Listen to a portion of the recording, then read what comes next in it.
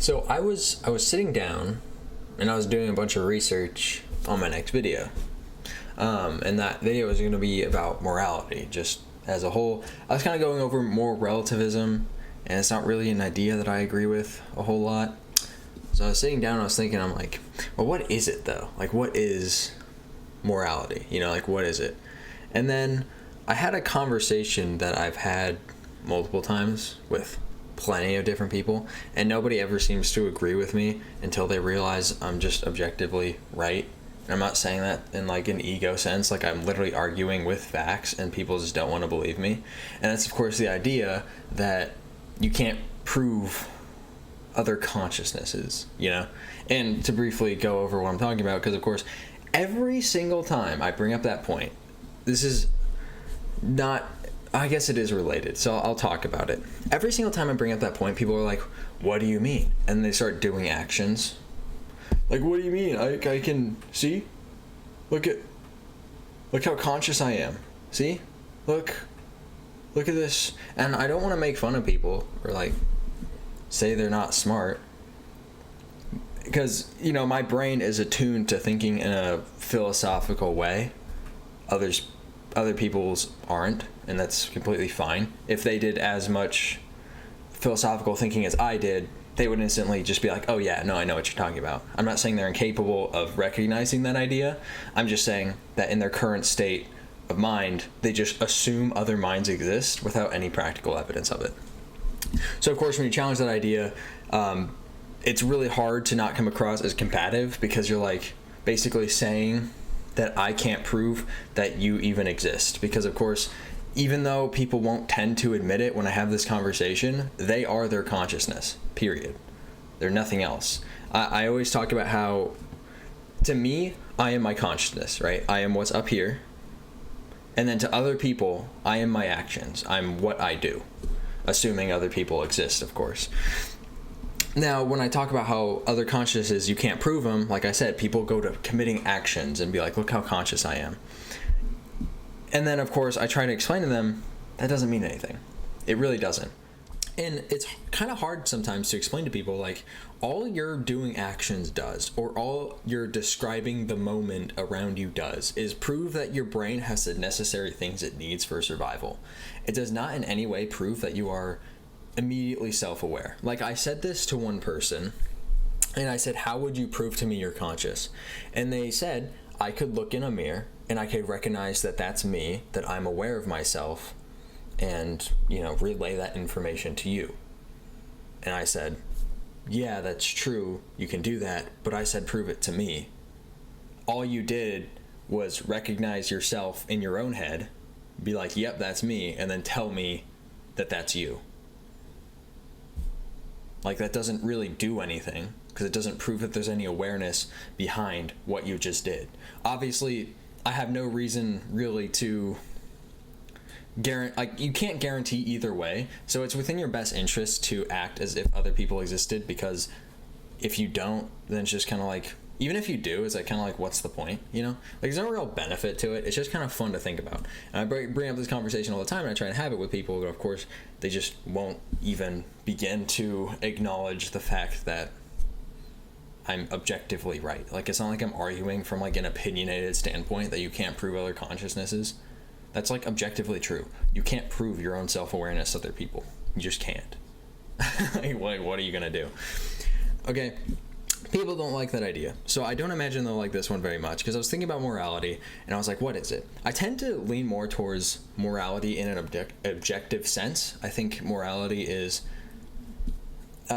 pretty objective when you're really looking at it, because of course, even moral relativism, it has kind of a problem with it, that what people tend to disagree on is something that kind of leads to the same moral truth. You know what I mean?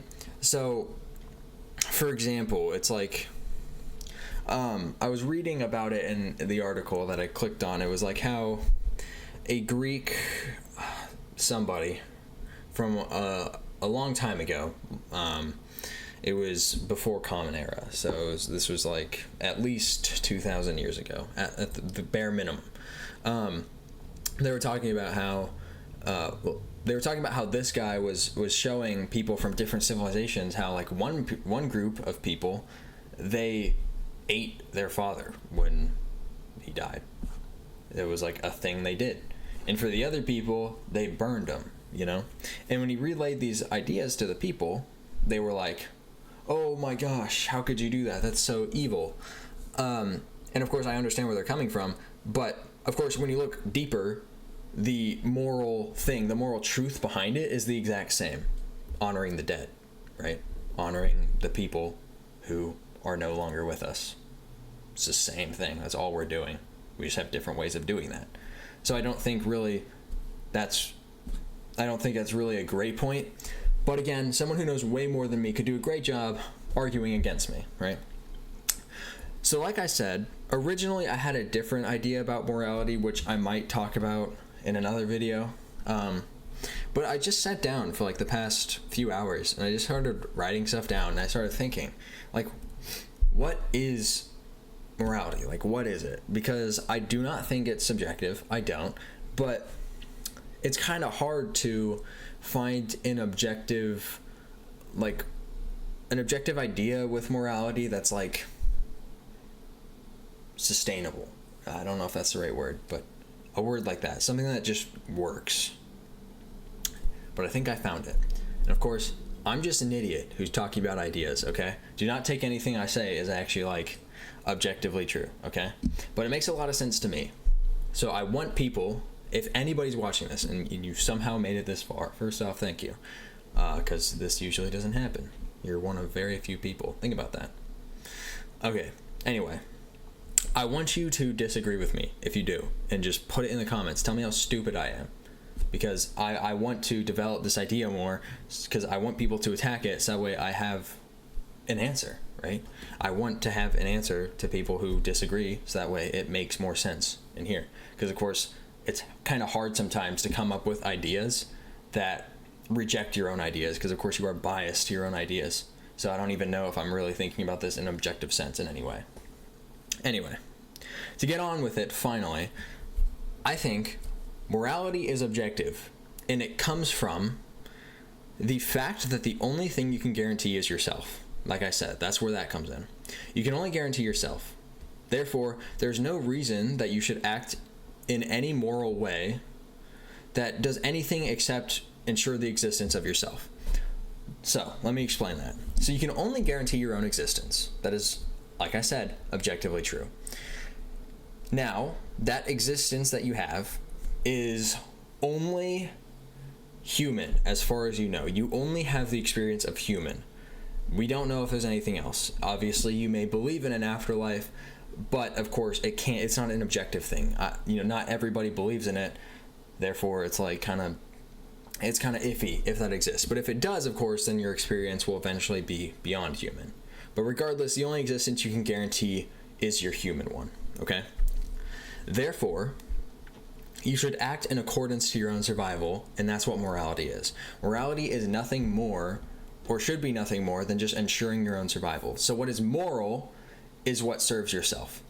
Now, that sounds very selfish at first. And this, there's more to it than that, obviously, because if everybody just serves their self and the immediate way we think of what being selfish is, then it's immediately like, oh, well, that just doesn't work, because then you just see a bunch of chaos running around. But my instant rejection to that idea is, of course, what is more beneficial to an individual? A society or just straight anarchy? Everybody running around killing each other, breaking laws, doing whatever they want. What's more beneficial to the individual? I'm not talking about just doing stuff that just makes you instantly happy. I'm talking about guaranteeing your existence for the longest period of time. That's the only moral thing you should be doing, is ensuring your own existence for the longest period of time. Okay? Acting within your own best interest is what you should do. So your own best interest is not necessarily just going and doing whatever you want, right? Everything you should do should be something that not morally, but ensures your own existence. So, like I said, a society is better for each individual, because a society creates an environment where you don't have to do everything, first off. And secondly, one of the things I came up with later is by acting in self-interest, you end up with society, because of course society is better for people. And when you act for society, because you should do that if you want to ensure your own existence, then of course that leads to people specializing, which leads to more medical technology, which leads to yourself potentially being able to live a longer life, because that's all you should be doing. Now, of course, I would imagine people would have a problem with this, because they're like, oh, okay, well, what about laws and stuff? If people can just do whatever they want because morally that's what you should do, then what about laws and everything? And like I said, you should not, okay, I kind of explained it bad before. It's like guaranteeing your own existence in the best possible way, I think is the best way to put it. So essentially, when you break a law, you act against society. And like I already determined, society is better for an individual. All right, so when you act in your own self-interest in an instant gratification sort of way, right, you end up doing something like, let's say, stealing, right? But then you get punished for stealing. So that means that your existence is objectively worse for a X amount of time, whatever that may be, depending on how bad you decided to act, right? So when I say ensuring your own existence, I'm talking about it in a good way. So you should look to serve yourself in a way that's objectively good, and by acting in accordance to society and laws, you are doing exactly that. You are ensuring your own existence in a good way. So if you live your entire life and never break a law, never harm another person, you're literally causing no conflict, which means your life is objectively better because there's less conflict in your own life. Like if you just go around doing whatever you want, then you're going to get thrown in the slammer. So it's not going to matter. Your experience is then objectively worse, and you are then more limited than you were before. So it's kind of like an interesting idea. Like I was doing this for a long time, and I'm sure I'm doing a bad job explaining it. But at least in my thinker right here, it makes a lot of sense. Like it just does. Okay, so everything kind of comes from this idea that, like I said, you should preserve a positive experience for yourself in whatever way that needs to be done. And like I said, in order for people to have an objectively positive experience, society is instantly better. Therefore, then acting in accordance to that society is better. Right? So you act in a way that preserves yourself in society. In everything you do, like there's this idea in philosophy that everything you do serves the self. So I don't even think there's any way you can act against, well, I guess you can. Never mind, forget what I said. Yeah, forget what I said. You can't act against morality. I was going to say you can, but everything you do to an extent serves yourself. But I guess there's levels of it. There's nothing that's morally wrong in this definition, but there is things that are morally less good, and that's kind of it, right? So like I said, if I go around doing whatever I want, that's in the interest of myself. So I'm not necessarily doing anything bad, because like I said, the only thing I can guarantee is the existence of myself. But it is much better for me, and it is much better for everybody to not do that. Like objectively it is, because if anybody goes and does whatever they want, obviously they're acting in self-interest, but they're not thinking long-term about it, because acting in self-interest would mean that you are not harming society, because by doing so you are making it less likely that you'll have a positive experience for your only guaranteed existence, right? So obviously one of the biggest problem I found with this idea is that, say somebody has the potential to basically act within self-interest and just like completely just take everything, no consequences, right? And honestly, by my definition, there's nothing even morally wrong with that, right? You just kind of got away with it.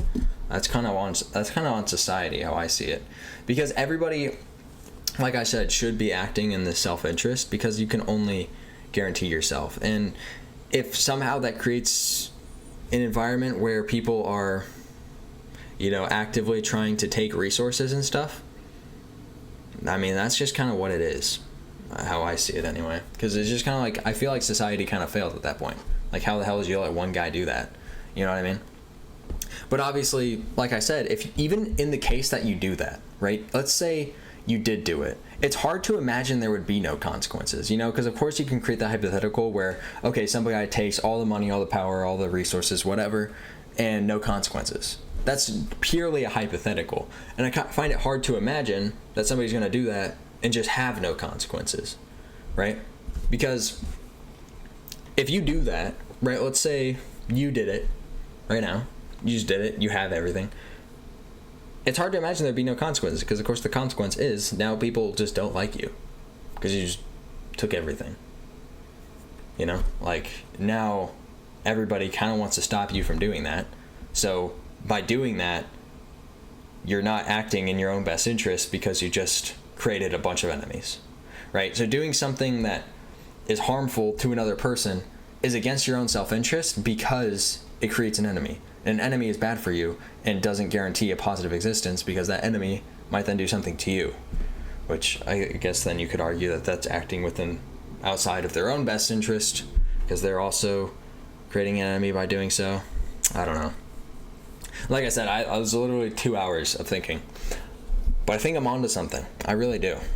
I don't know why, but I think I am, because it makes sense. Like, it just does.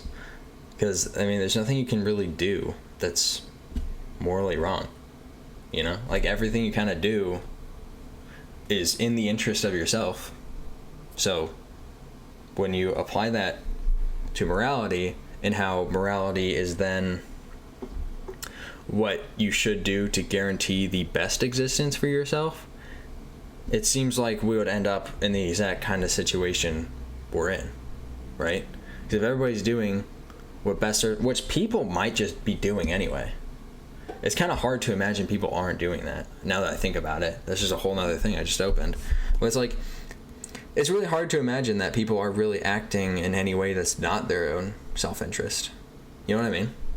Like, who would you say is not doing that? Now that I think about it, I don't even know. I don't think there's really anybody who's not actively doing that right now. Huh. Well, I guess I have something else to go think about now, but hopefully I made a good video. I don't really know, but I'm not even joking. I'm thinking of actually writing a book on that. I've wanted to write a book. I would like to be an author as like a side thing. If it becomes a main thing, then that's freaking cool. But I would feel like I would like to be, well, I know I'd like to become an author. So maybe I'll write my first book about this. But I feel like no one's going to really care. And I feel like people are just they're so unbelievably surface level that it's just like, I feel like people just are so quick to just disengage with an idea like that. You know what I mean? Because they're like, oh, that's stupid. And they just kind of shut it down. Which actually gives me a great idea for a video I'm going to go record right now. So that's right. I'm farming off you. You go watch that one, please.